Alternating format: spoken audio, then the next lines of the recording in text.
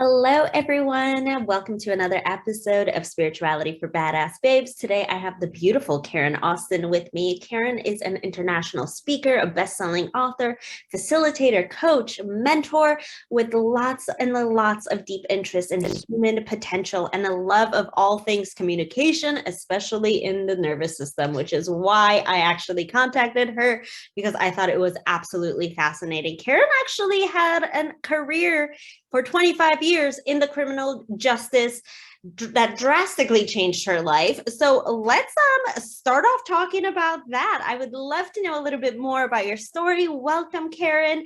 And just what makes you a spiritual badass? Because if you don't ask me, like that constitutes you for a spiritual badass. Well, I think from rock bottom on every level, every single level, physically, emotionally, spiritually, financially, I lost it all, like truly. And that 25-year career in criminal justice was like totally off the charts. However, it started really early. It started as a 3-year-old. My father was a policeman. So we had the prison cell in the backyard and the police station attached to the house. And so that level of trauma and stress, and for all the people that came to the house, the prisoners in the backyard, my nervous system very early in life became attuned to a high level of drama and tension. And so the only thing that felt normal to me was to go into a career of criminal justice, because with our nervous system, the barometer rises because the body is always trying to find homeostasis. And if that long-term stress stays, well, then it just shifts the barometer. So like a normal retail job or anything else would have just felt totally foreign, and I couldn't have coped. Oh my goodness. Yeah, I don't blame you. I have an idea. Like usually we go into these roles of like whatever our parents were, we become that as well, especially like in law enforcement. Like that is such a huge career that's like generational after one after another. So I'd love to know a little bit of some of these coping mechanisms that you found and some of these healing modalities as well, because I know you do trauma release, you do HeartMath, you do life coaching, you Reiki. There's so many things that you do. How did you find your calling for all of that? And obviously, I'm sure it had to do with dealing with your own trauma and healing your own trauma. You're like, I'm so much better. Let's fix everyone else now. But we do have to work on ourselves first. We need to, as healers, I'm a healer myself, like as healers, we need to heal ourselves before we can heal anyone else. So I'd love to know a little bit more about that story as well. Yeah. Well, when I was medically retired, so I was forced out of my career, and I was told I would only have a 1 in 5 chance of ever working again. And so when I walked out of that office, I thought, okay, if I can never work again, I'm going to be the healthiest person I can possibly be as my contribution to the planet. And that was at a time where I hadn't slept for a year. I could barely be in the room with one other person. Like I couldn't interact. If I did go out, all I could do was smile and nod. Like it was all the energy I could do just to go out. And funnily enough, the only thing that I can say that got me through was my soul. Not that I had any connection to it at that time, absolutely not. But there was these little intuitive hits, and I would just take the next step and the next step and the next step. And so I found myself on this incredible path, and intuitively I knew I had to do things that brought me joy. So I flew to the US because I love improvised storytelling. I love it. And there's it was created in the Bay Area. And so I rented an apartment, no furniture. I had a mattress, a saucepan, and a fry pan, and I would go downstairs and I would do the classes, and then I would come back up and I would go to sleep, and I would go down and do the classes. And so it was no set pathway, but I just trusted the next thing and the next thing. And yes, I have learned and become accredited in many certifications. And the things that I have brought all together are the ones that have a creative orientation rather than a fixing orientation. And I realized in the journey that all the times that I thought there's something wrong with me, I'm broken, blah, blah, blah, I have to fix this, blah, blah, blah, I didn't get anywhere. It was just this dance of 2 steps forward and 5 steps back. And then I had to sit and look at my life and think, okay, I've created miracles in some places and not in others. And the common denominator was they had a creative focus, like a creative orientation, that this is what I wish to create in my life rather than trying to fix this. And then one day someone sent me a book. I was living in Arizona, and she sent me this book and I read it in a heartbeat. And it made so much sense to me because I knew there was still fear in the body. It was just this intuitive thought, there's fear. I've dealt with everything, like in speaking wise and all of those modalities that were trying to find what was wrong. And this guy was healing at the level of the nervous system. And I could see myself in his story. And I found out he was teaching in Arizona the following weekend. He actually lived a couple of miles from me in Arizona. And so he looked, from who he was in his story, who was this overreactive, crazy person that couldn't interact.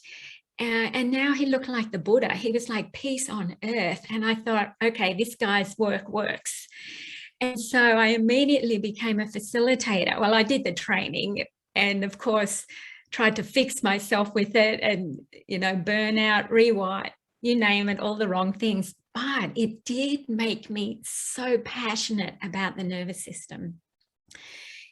And then when I really discovered what the nervous system is, how it informs everything we do, all of our words, thoughts, actions, behaviors, the way we interact, whether or not we can connect, how we compare ourselves to the world, it just blew my mind. And when I looked at all the things that worked for me, which was play and the work of pleasure and the work of Dr. David Baselli, they were all healing at the level of the nervous system, creating deeper connection so that it was authentically me showing up in all of the interactions.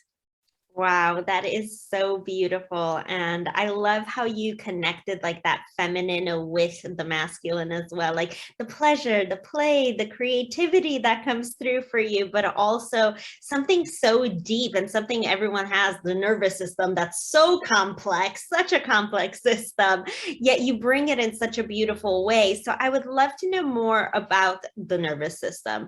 Obviously, we all know what it is, but how do we actually like rewire our brains? What is like the scientific stuff, all the good things that we usually don't talk about on this podcast, but because you know so much about it, I'd love to pick your brain about it a little bit. And all the science things is like, what really happens in your body, in your mind, in your spirit for us to become these new people instead of fixing ourselves, like we're actually transforming. What is really happening within ourselves? Great question. Absolutely fabulous question. And because I am such a nervous system geek, I love it. So I'm talking about the autonomic nervous system because we also have the central nervous system. The autonomic nervous system, you may have heard of the words fight, flight, or freeze. And so our nervous system has evolved over hundreds of millions of years. And initially, we still have access to the single cell amoeba that was underwater. And the only protective mechanism that organism had was a freeze response. And so that freeze response in our body is the most ancient, and it really happens when there's life threat. And it may be the case that you've had an experience when somebody has said or done something to you and you're just so shocked, completely dumbfounded, and you can't speak. So that's our freeze response in action. And it doesn't have to necessarily be a severe thing. Long-term stress and the body activating these survival responses, you could go into a freeze response when somebody drops a cup and it breaks on the floor. And so that's the most ancient part of our nervous system. And then we have the reptilian. So when that single cell organism came onto land and it started to have a vertebrae, that's where the fight flight comes in, because the reptile could run. That was its defense mechanism. It could also freeze. And so we will have fight and flight. And sometimes it'll come out with the fight, definitely through aggression and arguments in relationships. The flight one will have echoes of anxiety. So when we feel nervous, so that's it on a small level. And then the overblown OCD, anxiety, all of those really intense challenges that we have in our lives. And that's how it correlates to our nervous system. And I forgot to mention with the freeze response, depression. So that's how it interacts with our day-to-day behaviors: depression, anxiety, anger. And then at the top of the ladder, we as mammals, every single mammal has a capacity to connect.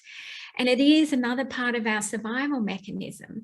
And you can see it in all mammals. Like when you see kittens playing with each other, that part of our nervous system shows up in our face. And so when you look at somebody, you know whether or not they're present, and you know whether or not they're vacant. And if you can't see them seeing you, you know that they're in a different part of their nervous system and they're not available for connection. And so then when we look at it from so the body has this mobilization response whenever there is a threat or life is really challenged. We mobilize. Well, the body has to have a capacity to demobilize, for want of a better word. And it does. And it's organic and innate in the body. But we've become so mind focused. We've become so mental. We've disconnected from the body. But the body has a purity in its wisdom. And when you look at play and pleasure, so if we take play, that is a mobilization of the nervous system with the connection part of the nervous system. And the same with intimacy, whether it's sex, pleasure, even walking down the street and you feel the pleasure of the breeze on your face, or you just run your hands over a leaf or a flower. There's mobilization, the body is moving, but there's freedom to connect as well. And if we look at pleasure for a moment, and please interrupt me at any time. This is just my favorite thing to talk about. I'm loving all of it. So keep educating me. So if we look at our hands, so for the most part, we just do things with them. And so the energy is going out. But if we take a moment and bring our awareness to the inflow of things, we'll notice that our hands have as many nerve endings.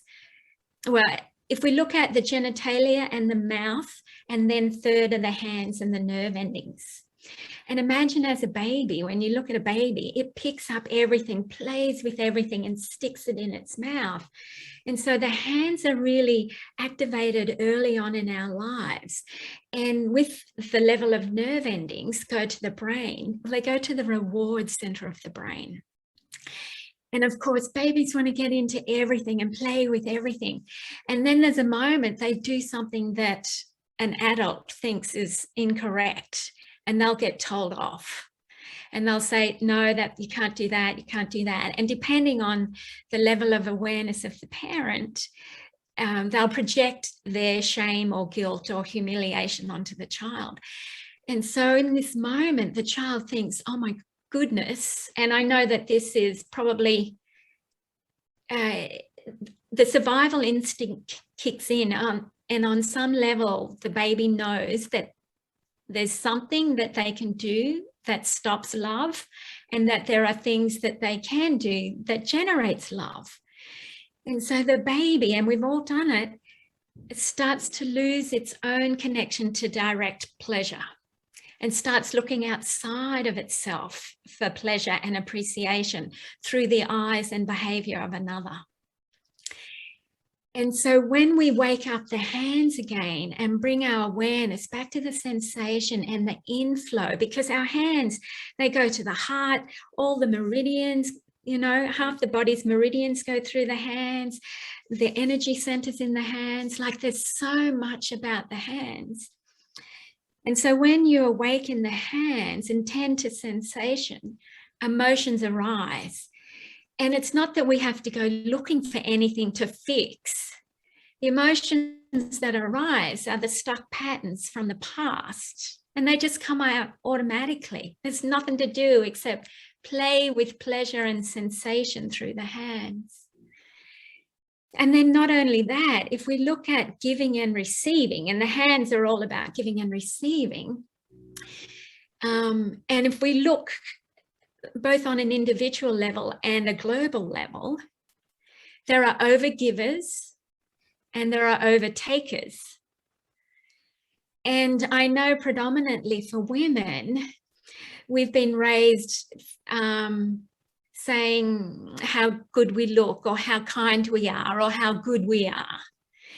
And predominantly, I'm generally speaking here, boys are raised, praised by what they've done.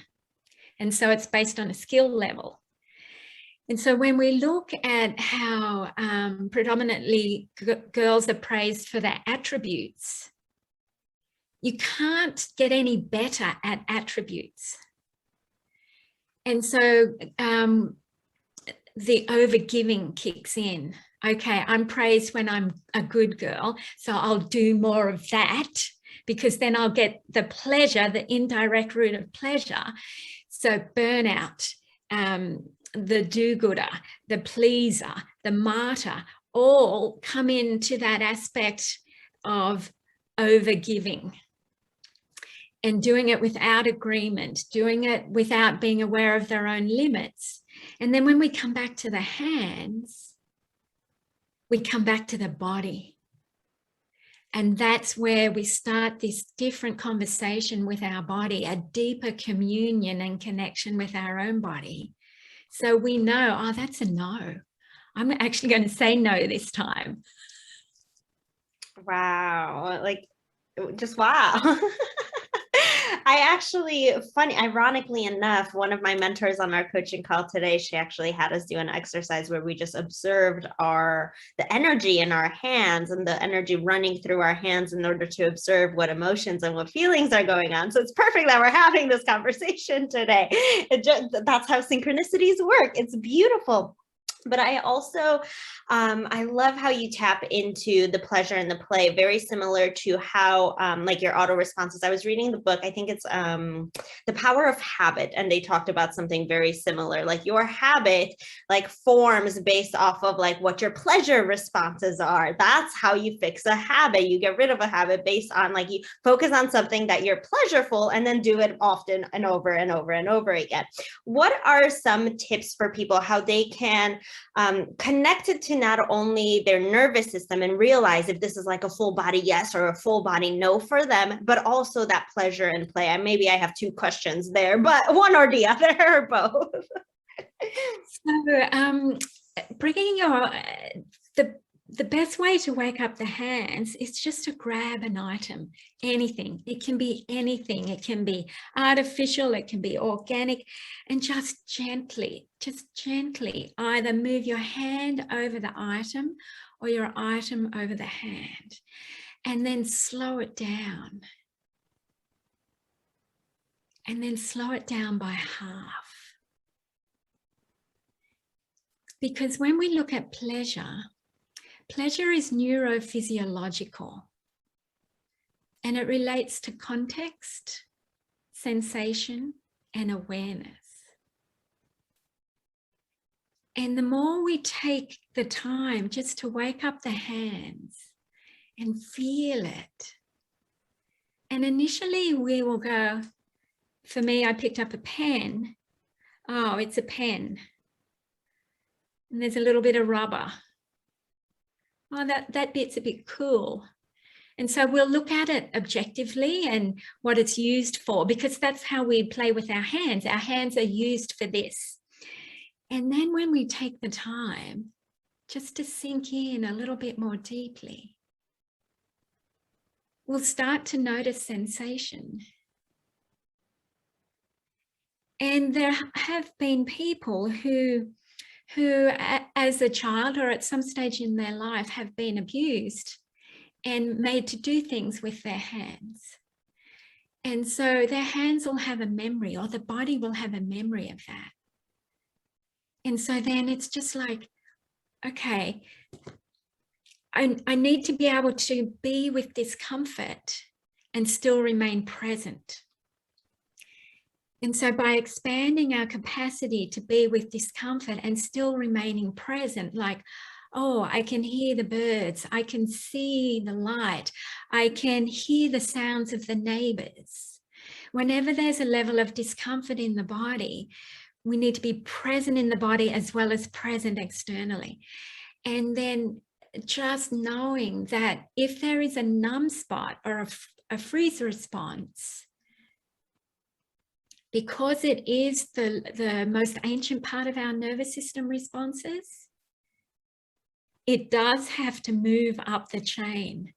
So there might be this freeze, it might be some anxiety, and then there might be some anger before we can get to connection. We can't bypass them all. We can't go from freeze to connection. We have to go up the ladder. There's a hierarchy in the nervous system, and it's one of those laws of life. But imagine in business, because I know the Badass University, the business, when people are procrastinating, they'll do every other task except this one. They'll do all of these tasks and they'll get to a ceiling because they don't want to be seen. They overwhelm themselves by doing things that don't matter because the other thing is just too dangerous. And so our nervous system, even though we might think it's just, you know, for myself or my partner or my family, it maps across every area of life.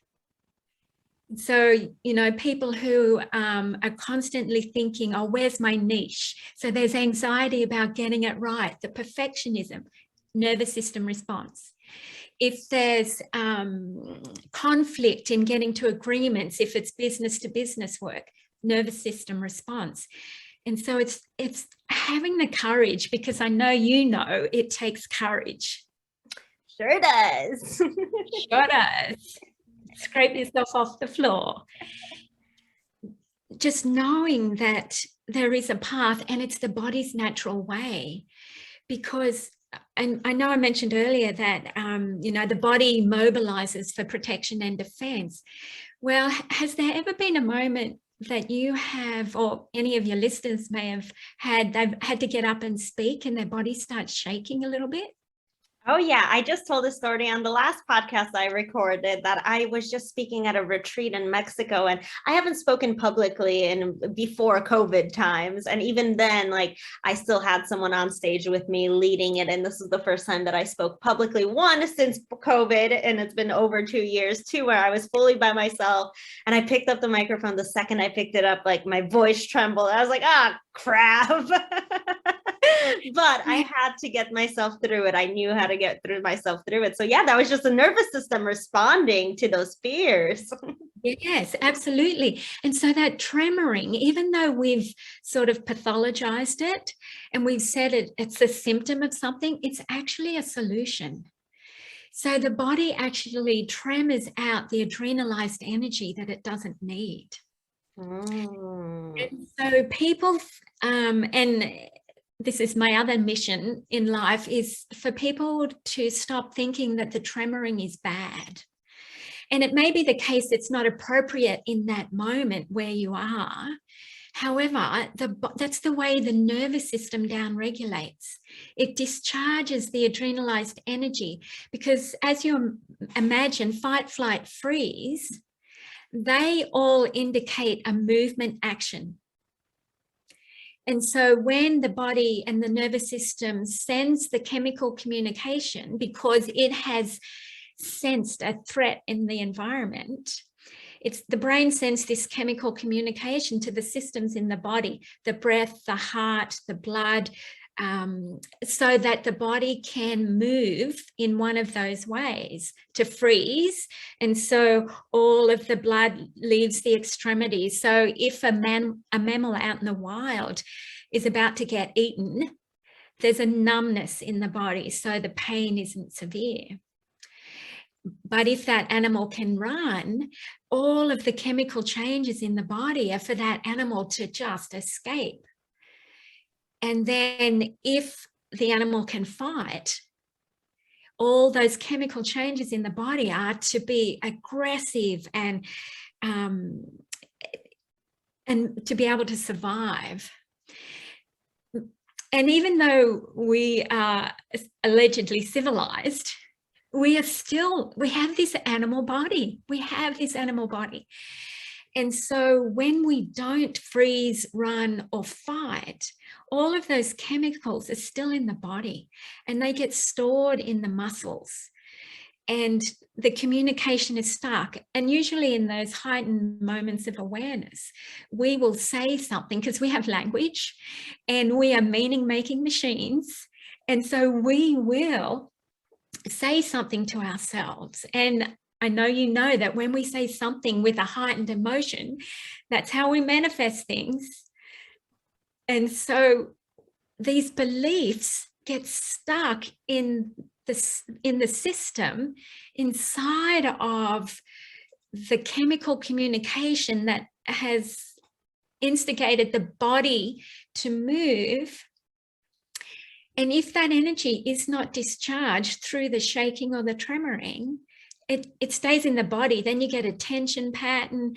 Then the body, there's this muscle, the psoas muscle, and it joins from the upper leg in through the sacrum to the lower lumbar. Now that muscle, it's in constant communication with the brain, because that's the muscle that puts you into the stance to run or to fight. And so when that muscle is activated, it is telling the brain, I'm in danger. And so even if you're not in danger and that muscle is still tight because of all of the tension, whether it's long-term stress or a situation that you had to survive in some way, that muscle is continually telling the brain you're under threat. Is that the same muscle that's connected to like adrenaline at that point too? Because isn't adrenaline like a threat essentially in your body? That's how it shows up. Yes, that's a hormone. The brain says, okay, adrenaline, cortisol, we need these communications, hormone communications, so that your body can survive. And so when the body has these tension patterns or is tight, you can bet your bottom dollar that there are beliefs stuck in there. Because if you don't have full range of movement in your body, if there are limitations in your movement, for the most part, there's a limitation in the connected behavior. And so the body can tremor out that adrenalized energy, and it's powerful to do it in safety, because you don't want it to all come out at once, because that's just a bit too crazy. But the body has its own way of discharging. It has its own capacity for pleasure and play. And being able to reignite that through nervous system work expands your capacity in every area of your life, whether it's an intimate partner, whether it's in business, whether it's in work, whether it's going in and asking for that raise. It all starts in the nervous system because it dictates your behaviors. Wow. So what are some simple like nervous system exercises people could do at home? Because I mean, we all know what Reiki is. We know what EFT tapping is, like different modalities. Like how would you reprogram your nervous system basically? So there are many people out there that offer programs.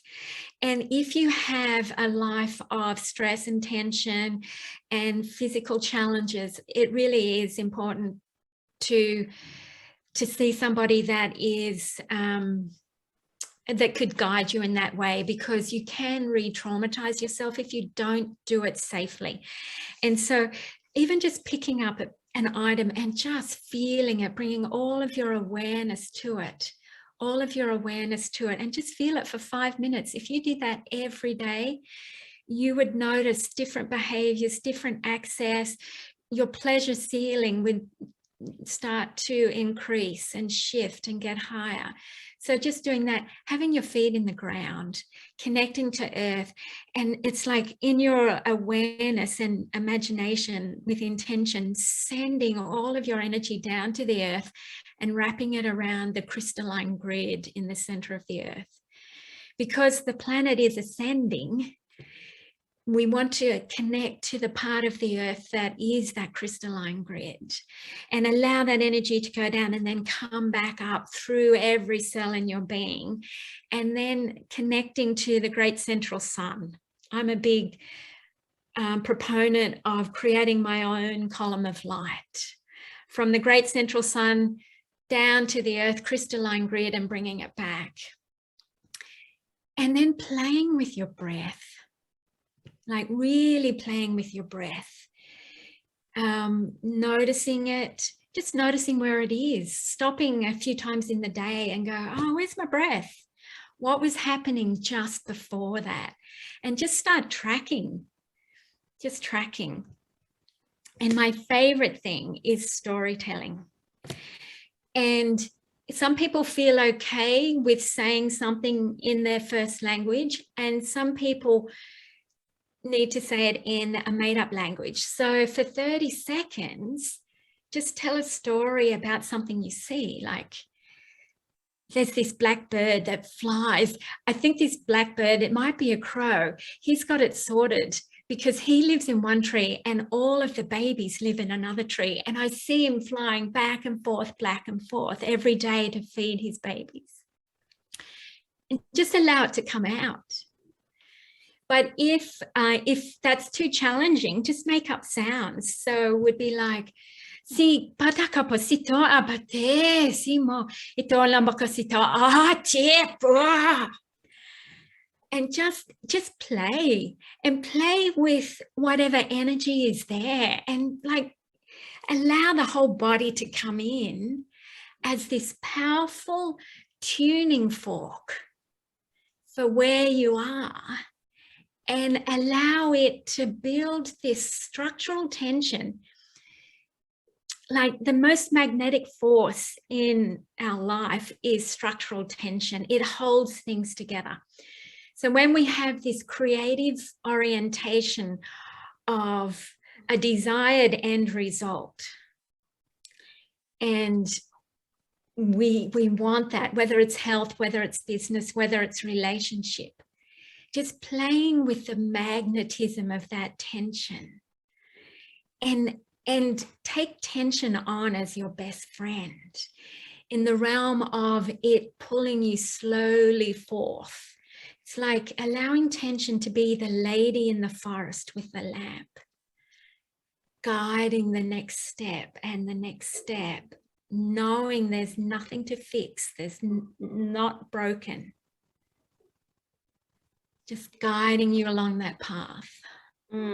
That's beautiful. Thank you so much, Karen. I'm a big proponent of adding more joy and fun and pleasure into your daily lives. Like that is what manifestation is all about. Just tapping into that energy of fun, of pleasure. Like that's when we manifest everything that we want in life. And because we're at such a high vibration, such a high frequency, like that's when things just come to us, and it's beautiful. And we as humans, we overcomplicate things all the time, and we're all like business. I need to be working. Like, no, I tell my clients every single day, I'm like, do something every single day that brings you joy, that brings you happiness, that brings you love every single day. That's even more important than your business sometimes, because we need that pleasure. We need that flow in order for us to be more successful. So thank you so much, Karen. That was beautiful. Where can people find you? Where can they reach you? Where can they know more about your book? We didn't even talk about that today. Yeah, so Karen Austen, KarenAusten, KarenAusten.com. Yes, you can reach me there. Also, I was blessed to be part of a collaborative book, Elevate Your Energy, and pre-sold bestseller. So that's brilliant. When I get the PDF of that, I'll be able to offer that to people. But yes, KarenAusten.com with an E. Thank you so much, Karen. This was so beautiful. I think everyone's going to walk away trying to reprogram their nervous system, start picking up objects, getting in tune with the energy of those objects. This was fantastic. Thank you so much, Karen. You are so welcome. It's my pleasure. And I'm very grateful that you're out here creating this work for so many people. It's so needed. So thank you. Thank you. Have you ever wanted to become a published author, but you have absolutely no idea where to start? Well, this is your chance to stand out and finally get your story heard. I'm putting together a book series called Unlocking the Codes, and I want you to be a part of it.